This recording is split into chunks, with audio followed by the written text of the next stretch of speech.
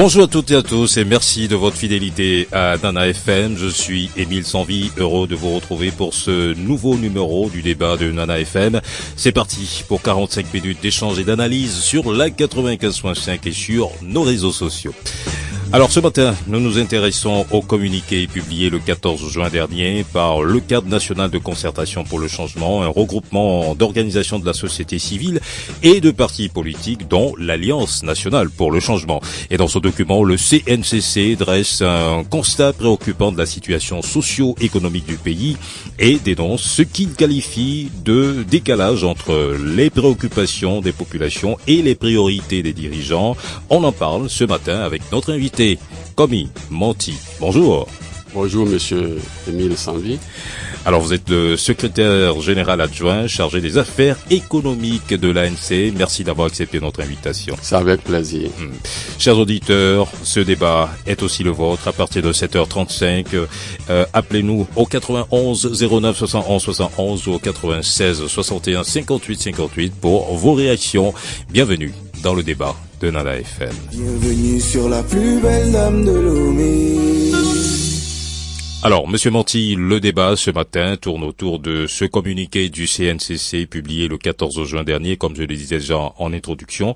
Et dans ce communiqué, vous vous appuyez notamment sur des données qui évoquent une aggravation de l'insécurité alimentaire au Togo, notamment dans la région des savanes. Alors, est-ce que vous pouvez nous rappeler très rapidement les sources de ces informations ? Tout d'abord, je voudrais faire un coucou à vos auditeurs et auditrices et saluer le peuple togolais martyr qui doit se battre pour se libérer. Déjà en fin d'année dernière, il y a une ONG dénommée Élevage sans frontières, je crois, qui avait sonné l'alarme pour dire attention, le Togo est menacé de famine. Et il n'y a pas longtemps, le PAM a fait la même chose pour dire attention, plus de 330 000 Togolais risquent de connaître la famine. Et donc, c'est suffisant pour qu'on en parle. Parce que ce ne sont pas en réalité cette ONG et le PAM qui le disent, ils ne font que confirmer ce que nous savons et nous vivons. Et donc, ça devient si sérieux qu'il faut alerter le gouvernement qui semble ne rien voir. Voilà. Voilà. À la suite de ces alertes-là, est-ce que l'ANC a pu faire une descente sur le terrain pour recueillir quelques témoignages? En attendant de faire une descente sur le terrain, nous sommes aussi du peuple. Nous sommes avec le peuple, nous vivons avec le peuple et nous sommes du peuple. Et donc nous connaissons ces réalités. Il faut dire que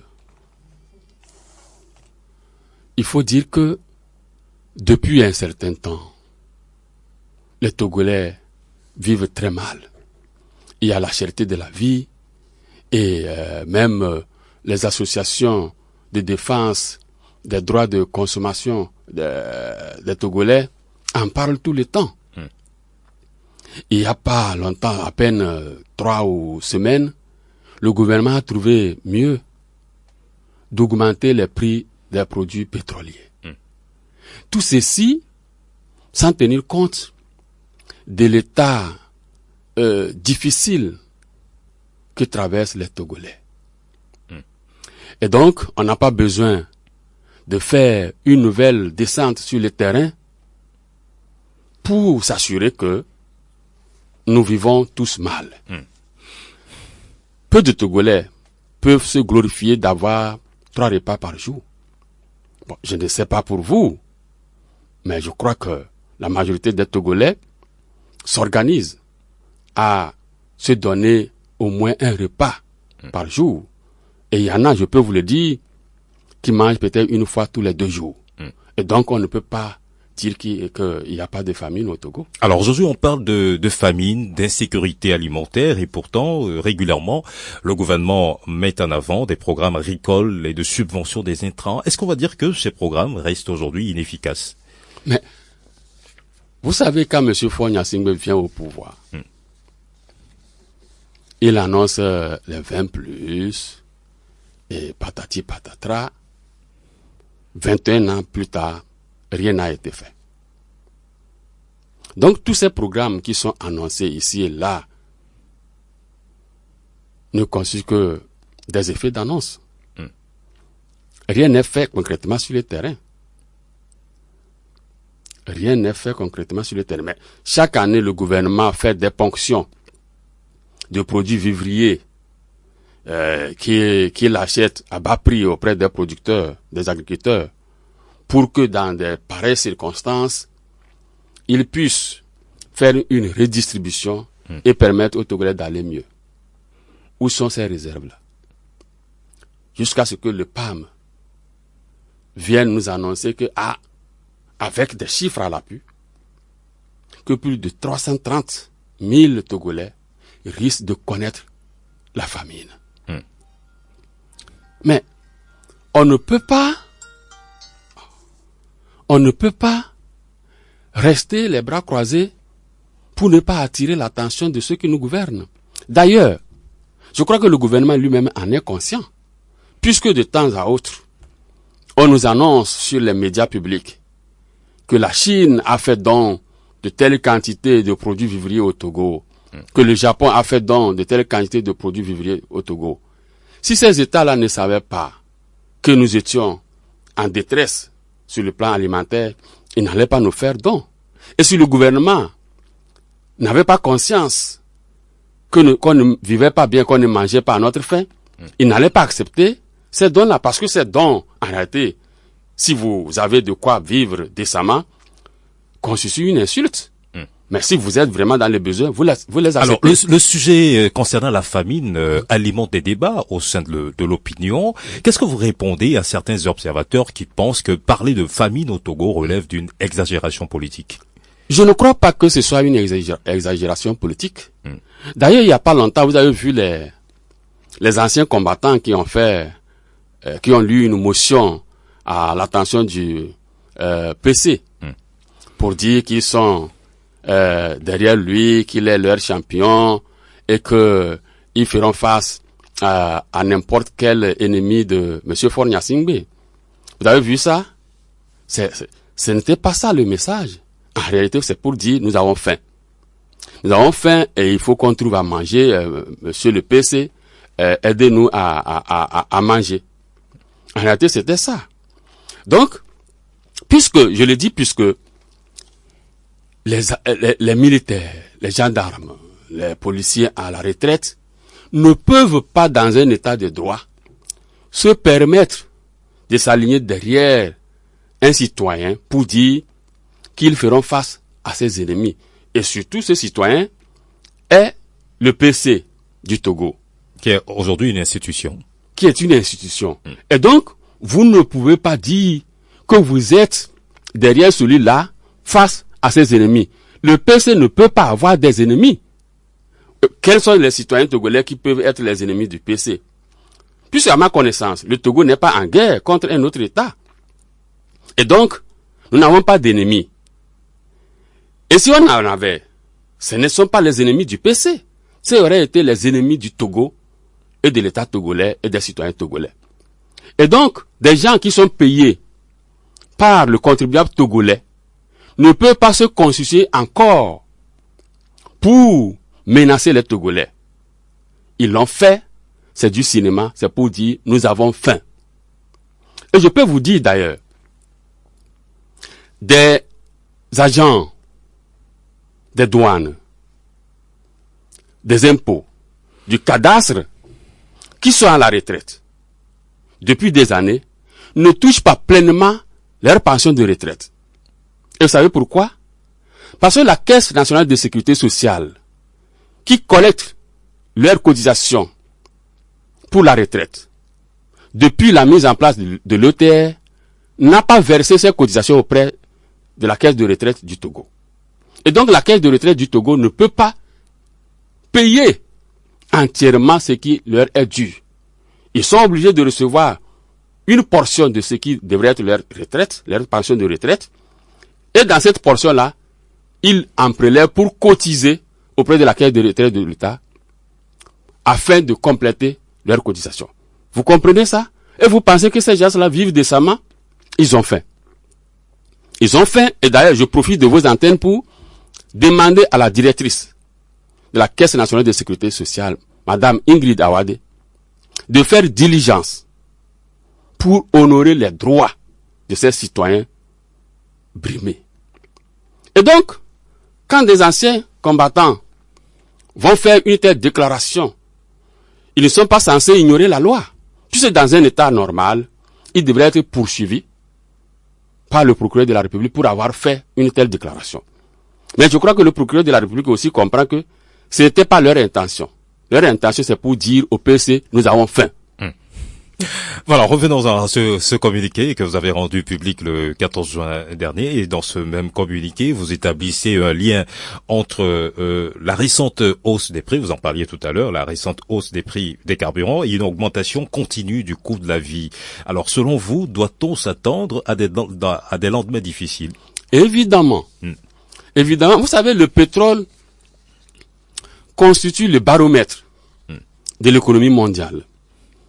Lorsque les prix pétroliers augmentent, les autres prix augmentent. C'est un effet d'entraînement. Et donc, quand vous augmentez les prix du pétrole au Togo, il faut s'attendre à ce que les commerçants augmentent les prix de leurs produits sur le marché. Il faut s'attendre à ce que des entreprises prennent des dispositions pour ne plus embaucher parce que le salaire devient plus élevé.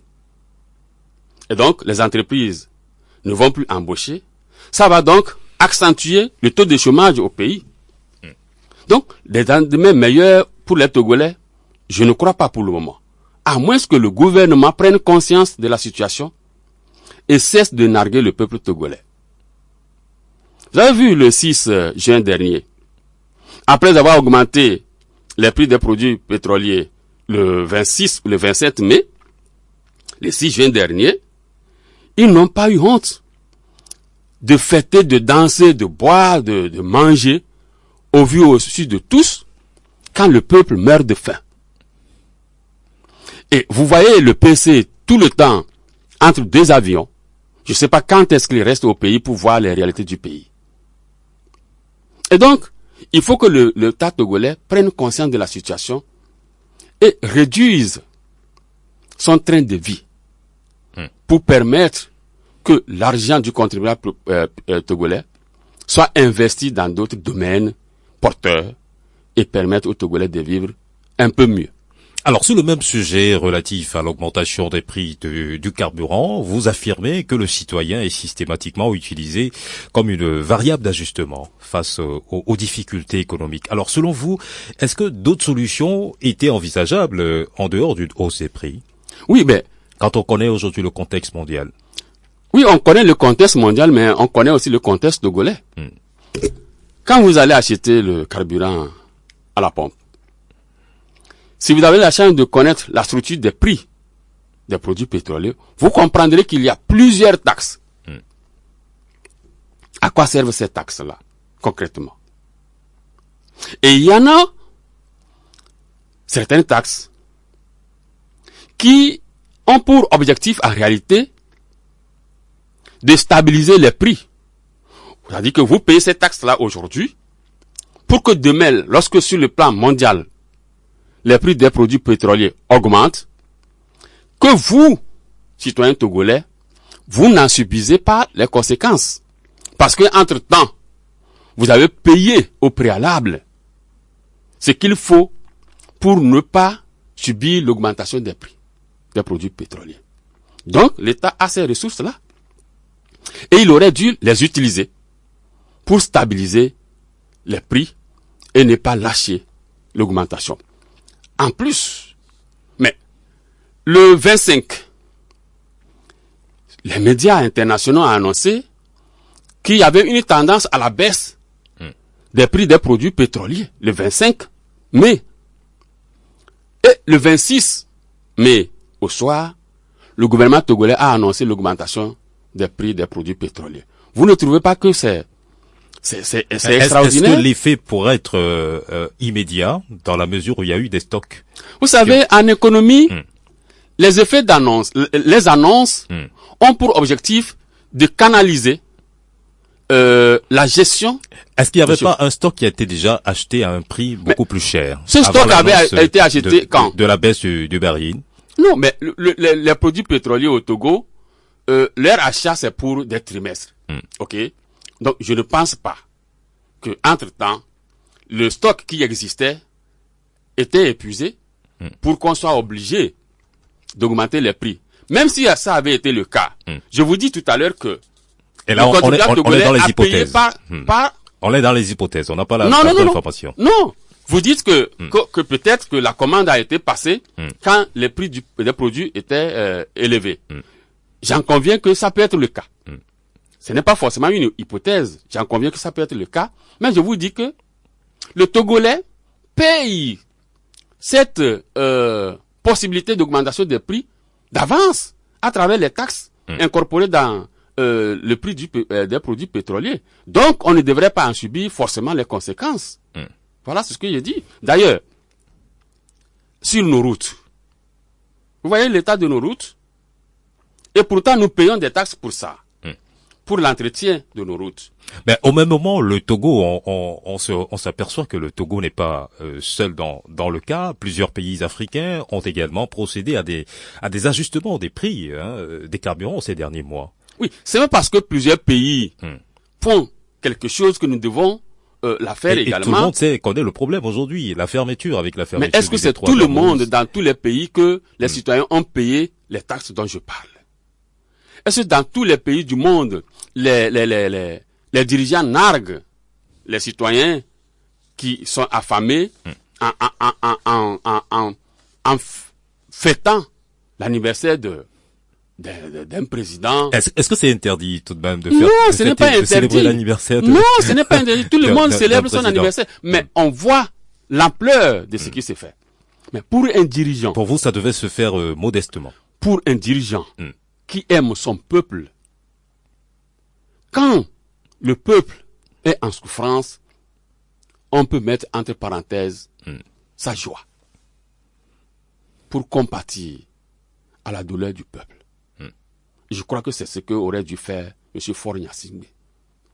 Je vais vous donner un exemple de l'irrespect que ce régime voue à l'endroit du peuple togolais. Le lundi passé, je crois que c'était le lundi passé, je crois qu'il y avait un dirigeant étranger qui était au Togo. Et vous savez quoi? Les policiers, les gendarmes, tous avaient été mobilisés pour la sécurité de ce dirigeant. Et le soir, aux heures de pointe, il n'y avait pas de policiers à nos carrefours pour faciliter la circulation. Et vous pensez que c'était exagéré? Bien sûr. Mais ces policiers sont là pour qui? D'abord, pour les citoyens. Et nous savons qu'il en existe beaucoup de policiers.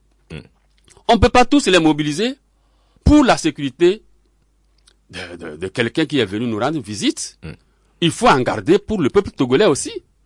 On a vu que c'était également le cas hier au G7 en France avec l'arrivée de Donald Trump. Pour qui toute la sécurité... Non, c'était pas toute la sécurité. La sécurité a été mobilisée. Non, c'est pas toute la sécurité. Non. Autour de lui. Non. Dans aucun pays occidental, vous ne pouvez pas priver le citoyen de sa sécurité. Non. Les citoyens allaient revendiquer ça immédiatement. Je vous dis, dans certains carrefours de la ville de Lomé, c'est des civils qui étaient forcés de réguler la circulation pour qu'il n'y ait pas d'accident. Et c'est anormal. C'est que ce régime nous considère comme des moins que rien. Voilà. Alors, nous allons maintenant donner la parole à nos auditeurs qui qui vont également participer à ce débat. Insécurité alimentaire, vie chère et gouvernance. Le Togo est-il au bout d'une crise sociale? Le CNCC estime que le Togo fait face à une aggravation de l'insécurité alimentaire et à une détérioration du pouvoir d'achat. Partagez-vous ce constat? Selon vous, quelle devrait être aujourd'hui la priorité absolue du gouvernement? 91 09 71 71 96 61 58 58. Voilà. Si vous nous rejoignez à l'instant, nous revenons aujourd'hui sur le communiqué du CNCC publié le 14 juin dernier, où le CNCC estime que le Togo fait face à une aggravation de l'insécurité alimentaire et à une détérioration du pouvoir d'achat. Est-ce que vous partagez ce constat? Selon vous, quelle devrait être aujourd'hui la priorité absolue du gouvernement? Vos réactions à partir de maintenant. 91 09 71 71 96 61 58 58. Nana FM, allô, bonjour. Allô, bonjour, monsieur Sanvi. Bonjour, monsieur Gado. Bienvenue. Bonjour à notre invité. Bonjour, monsieur Gado. Bon, ce que moi je vais demander, est-ce qu'ils ont envoyé un courrier au gouvernement? Est-ce que le gouvernement a répondu? Secondo, je crois Un courrier au gouvernement, relativement à quoi? Pour ce qui concerne la famine au nord du pays. Donc, secondo, est-ce que je vois qu'il y a deux groupes maintenant de l'opposition.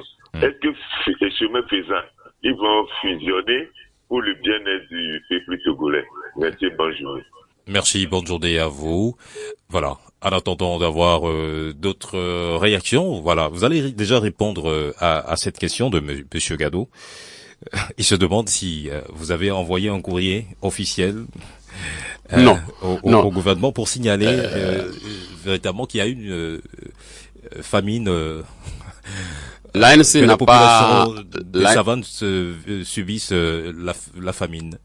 Non, l'ANC n'a pas envoyé de courrier au gouvernement, ni le CNCC ne l'a fait.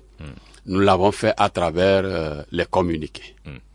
Et ces communiqués-là, c'est pour à la fois sensibiliser le gouvernement et le peuple togolais. Parce que si le peuple sait que ce qu'il vit est sûr du monde entier, je crois que ça l'arme plus à se prendre en charge. Nous n'attendons pas beaucoup de ce régime-là. En fait, notre communiqué, c'est pour demander au peuple de s'organiser pour se prendre mieux en charge. Voilà. Alors, il relève également qu'il y a aujourd'hui deux blocs qui se dessinent au sein de l'opposition. Est-ce que vous allez faire fusion? Et dans ce même contexte, il y a des informations autour d'une certaine main tendue de Madame Adjama Agbo-Johnson à l'endroit de Jean-Pierre Fabre. Qu'est-ce qu'il en est? Je vais commencer par cette dernière partie de votre question. J'entends dire que Madame Adjama Agbo aurait tendu la main à Monsieur Jean-Pierre Fabre parce qu'il y a un différend qui les oppose. Bon, je ne suis pas dans les secrets des dieux, mais ce que je sais dans la culture africaine ou togolaise, celui qui a offensé, c'est pas lui qui tend la main. Lui, il présente des excuses. Et l'offensé, lorsqu'il accepte les excuses, tend la main. Mais le contraire n'a jamais été fait. Donc, qui a offensé qui, finalement? Madame Adjama Agbo a offensé l'ANC et son président Jean-Pierre Fabre quand elle avait déclaré que M. Jean-Pierre Fabre était allé négocier des mairies en 2019, ce qui n'était pas le cas. Et donc, si elle veut que ce problème soit dissipé, je crois que la meilleure des choses aurait été de dire la vérité au peuple togolais. Et partant de là, M. Jean-Pierre Fabre et l'ANC auraient pu tendre la main. En réalité, c'est comme ça que ça se passe. Et jamais le contraire. Donc, c'est ce qui me fait dire que elle n'est pas sincère dans ce qu'elle a dit de tendre la main à M. Jean-Pierre Fabre parce qu'elle est africaine, elle est togolaise, elle sait que c'est celui qui a offensé qui s'excuse et l'offensé tend la main. Et jamais le contraire. Maintenant, par ricochet à la possibilité de fusion des deux groupes, nous, on ne les a jamais refusés. Mais quand le CNCC se constituait, déjà, au début, il y avait touche pas à ma constitution. Déjà après 2024, quand la constitution a été voilà, il y avait touche pas à ma constitution à la table des discussions de l'opposition pour mettre en place le cadre. Après, ils se sont retirés. Il y a eu une première signature en mars 2025. Après, d'autres partis politiques et regroupements de partis politiques ont demandé à rejoindre le cadre. Alors, vous permettez, nous allons prendre cet auditeur. Est-ce que vous partagez, vous êtes d'avis que le Togo fait face à une certaine insécurité alimentaire et à une détérioration du pouvoir d'achat? Vos réactions, 91 09 71 71 96 61 58 58. Nous avons un autre auditeur, Nana FM. Allô, bonjour. Bonjour, mon directeur Sambi. Bonjour, Papa Sibiti. Comment vous allez? Ça va. Bonjour, mon président ANC. Bonjour, Papa Siniti. Bon, ce que moi je voudrais dire, vous savez, ça ne va pas. Le président Fornia fait tout. Bon, il reste beaucoup à faire. Il fait, mais il faut qu'il fasse. Il nous parle de 2040 ou bien 2030. Combien seront vivants? Il n'a qu'à s'occuper d'aujourd'hui. Que la NP dise qu'il y a pénurie d'aliments. C'est vrai. Le président n'a qu'à voir la situation des Togolais, améliorer les conditions, faire l'augmentation salariale, s'occuper des commerçants, le petit mécanicien et menuisier qui est au bord de la rue. Bon, ça, il faut aller le voir, l'opposition, ANC. Nous vous prions de faire ça, toute l'opposition. Que les gens, c'est comme ça. Deuxièmement, ce qui est entre Madame Présidente Adjamagbo et ANC, vous êtes des frères et sœurs. Essayez de vous entendre avant de venir, au lieu de venir à la radio. Le peuple n'aura pas confiance. Madame Adjamagbo, la présidente, Monsieur Jean-Pierre, le président Jean-Pierre Fabre, entendez-vous, que cette affaire ne revienne plus que à la radio, que les gens vous entendent. Merci beaucoup. Merci, Papa Sibiti. Je précise à nos auditeurs que nous avons un problème, un petit souci technique avec le numéro 91. Donc, vous pouvez intervenir exclusivement aujourd'hui sur le 96 61 58 58, 96 61 58 58 pour vos réactions. Et nous avons un autre auditeur, Nana FM. Allô, bonjour. Nana FM, bonjour. Bonjour. Oseni, le messager de l'amour. Voilà. Oseni, bienvenue dans le débat. Merci. Bonjour à l'invité. Oui. Bonjour, monsieur Oseni. Merci. Et concernant la famine, je voulais dire, le Togo n'est pas pauvre en terre. Il est pauvre en organisation. Quand l'État casse, le peuple bâtit. Et quand le peuple bâtit, la famine plie bagage. Merci et bonne émission. Et vous, est-ce que pour vous, ce constat du CNCC est réel au sujet d'une aggravation de l'insécurité alimentaire, surtout dans la partie nord? Voilà, il s'en est allé. Avons-nous une autre réaction? Voilà, donc Monsieur Manti, vous avez la parole. Autre. Oui. En attendant, nous allons prendre cet autre auditeur. Nana FM, allô, bonjour. Oui, Emile, bonjour. Bonjour Max, bienvenue dans le débat. Merci. Bonjour aux représentants de l'ANC. Bonjour monsieur. Et bonjour aussi Aspen Keko. Je voudrais, j'ai trois petites questions. La première, à quoi servait Togo Grain et que ANSAC n'arrive pas à faire?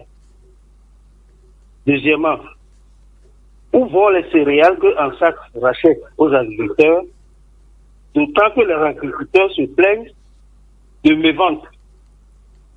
Et pour terminer, je voudrais que UNI, il faut que UNI enseigne à ces militants que UNI n'est pas un parti État, mais un parti politique parmi tous les autres partis politiques du Togo. La seule différence actuelle est que c'est UNIF qui est au pouvoir, mais pour un certain temps. UNIF finira par partir, quoi qu'il arrive. Parce que UNIF n'a pas été le premier parti du Togo et ne sera pas le dernier. D'accord. Merci, bonne journée. Merci, voilà, ça c'était une contribution. Merci Max de votre intervention. Voilà, Monsieur Manti, vous avez la parole. Allez-y.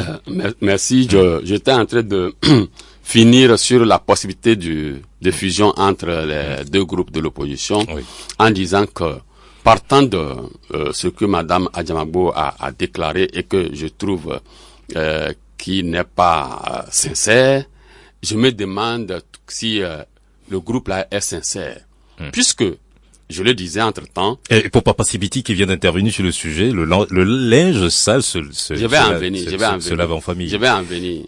Je disais qu'au début, il faut que les Togolais soient informés que au début, pour mettre en place le cadre, il y avait le regroupement ne touche pas à ma constitution. Mais ils ont décidé de partir. Et entre-temps, nous avons signé en mars 2025 le cadre sans touche pas à ma constitution et certains partis politiques, dont le PSR, qui avait pris part aux discussions, mais n'avait pas pu signer. Donc, entre-temps, certains partis politiques, notamment le PSR, l'a dit, et le regroupement politique d'MP, ont cherché à rejoindre le cadre. Et ce qui a été accepté, ils ont amendé le texte du cadre et ça a été adopté par tous. Alors ça c'est juste une parenthèse que nous ouvrons. On va pas trop épiloguer là-dessus, on va pas perdre beaucoup de temps. Il faut que Papa Sibiti sache pourquoi la fusion là risque de ne pas venir tôt.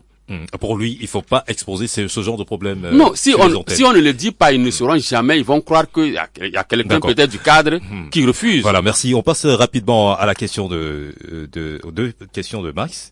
Il faudrait savoir à quoi servait, Togo Grain, voilà.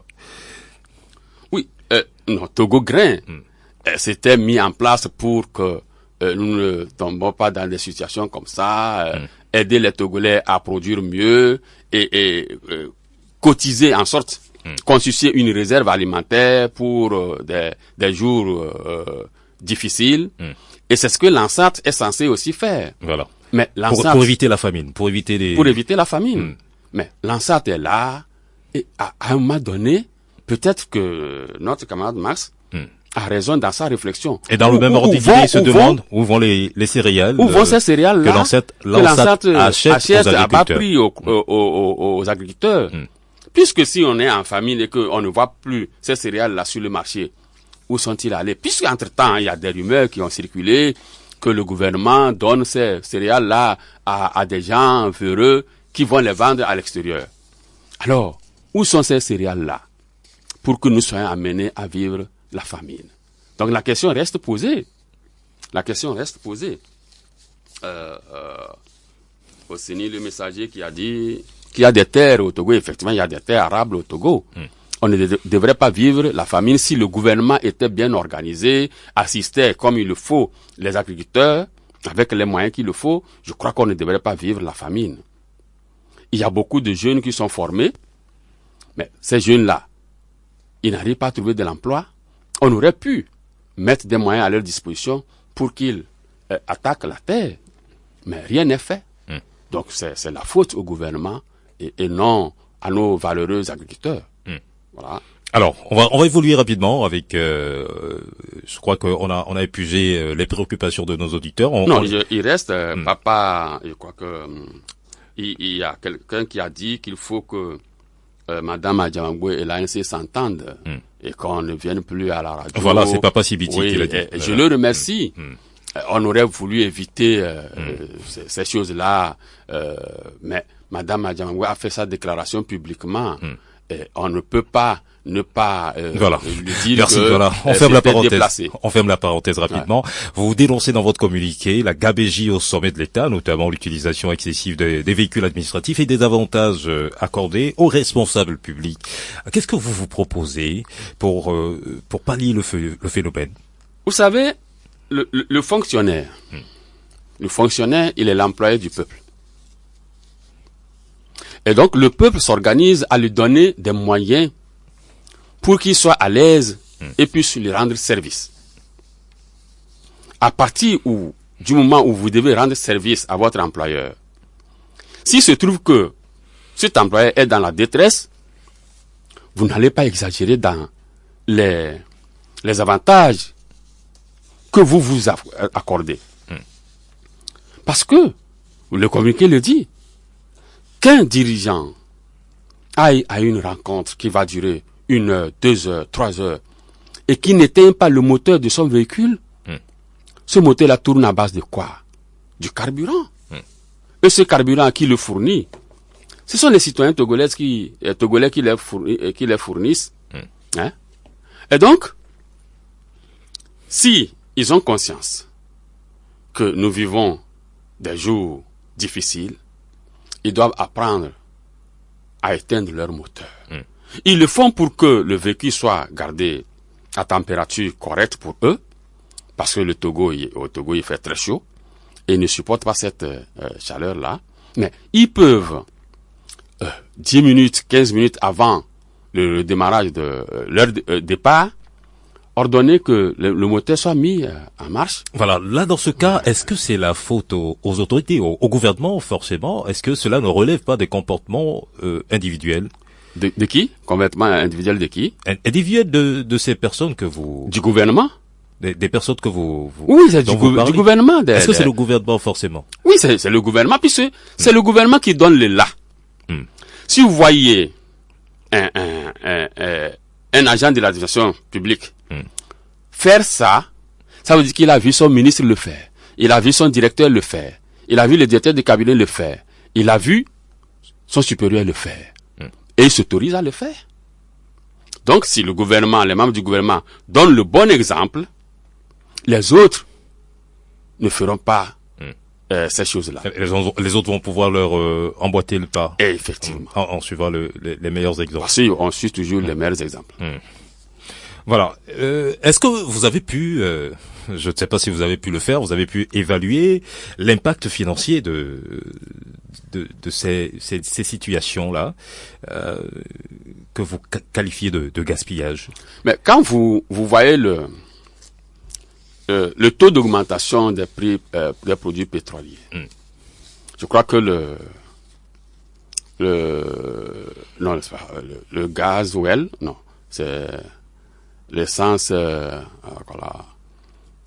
a augmenté de 45 francs, je crois. Hein? Le super samplon, en tout cas, super samplon a augmenté de 45 francs. 725 francs. Donc, de 45 francs. Et si les gens gardent leur moteur allumé en fonction, voilà l'impact.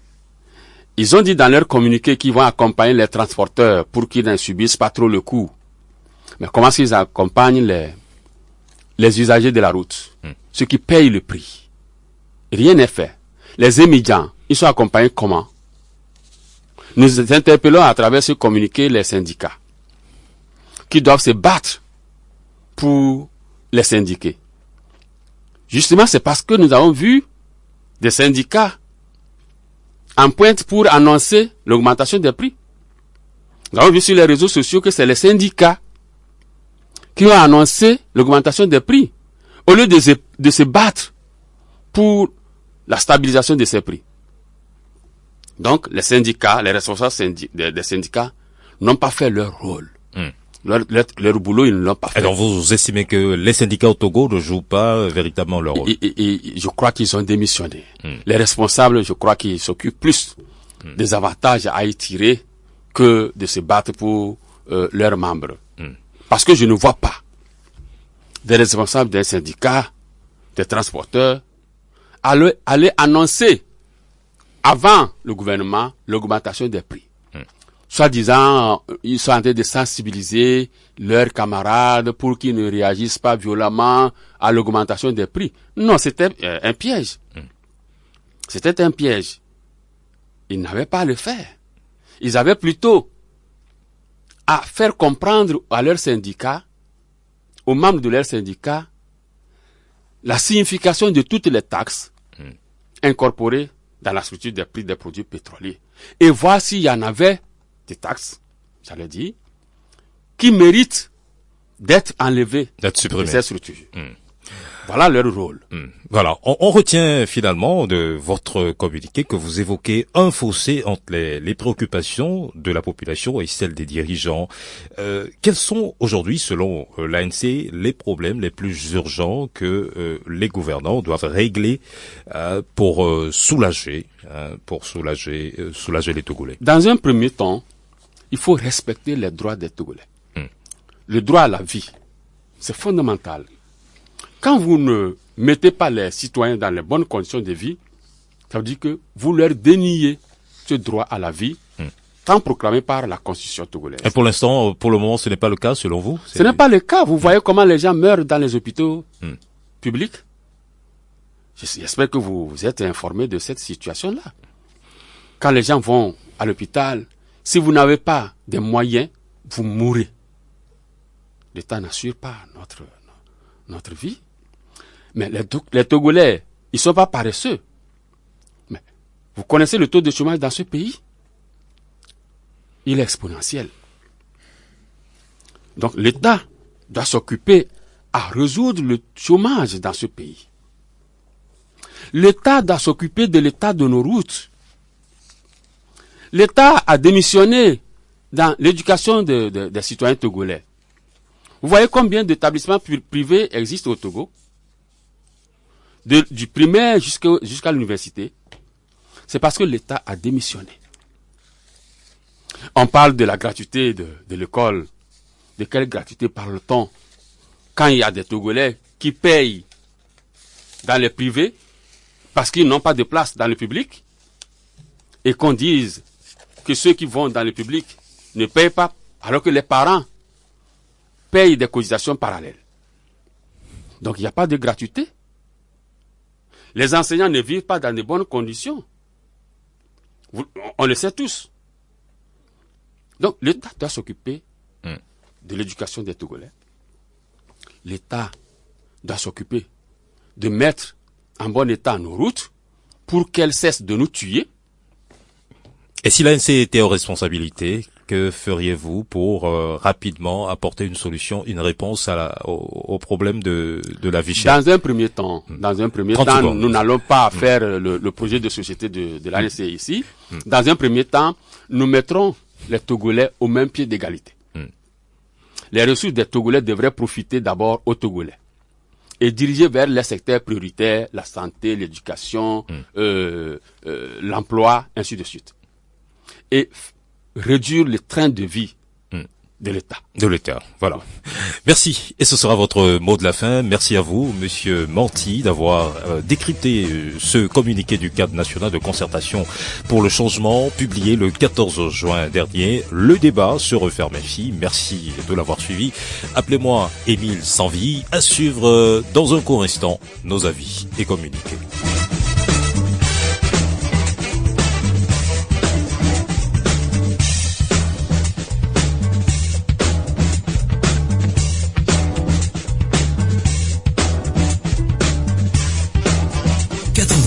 .5 Nana FM.